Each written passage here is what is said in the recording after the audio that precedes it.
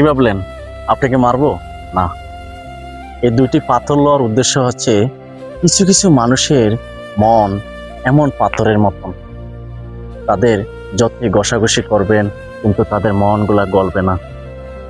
এই পাথরের মতন যাদের মনগুলা, তারা কখনো সিক্ত হয় না, তারা কখনো নরম হয় না, তারা কখনো মার্জিত হয় না।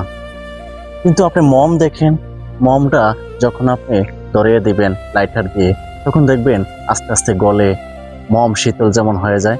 মানুষের কথায় এবং মার্জিত ভাষায়ও অনেক মানুষ শীতল হয়ে যায়। কিন্তু দেখেন এই পাথর, এই পাথর দিকে তাকালে কিছু কিছু মানুষের কথা মনে পড়ে। কারণ কিছু মানুষ এমনভাবে পাথর হয়ে থাকে, তাদের মন গলানো সম্ভব না। তা আমি সবাইকে বলবো, যারা পাথরের মতন থাকে তাদের সাথে সম্পর্ক না থাকাটাই শ্রেয়। হ্যাঁ ভাই, এটাই বাস্তব।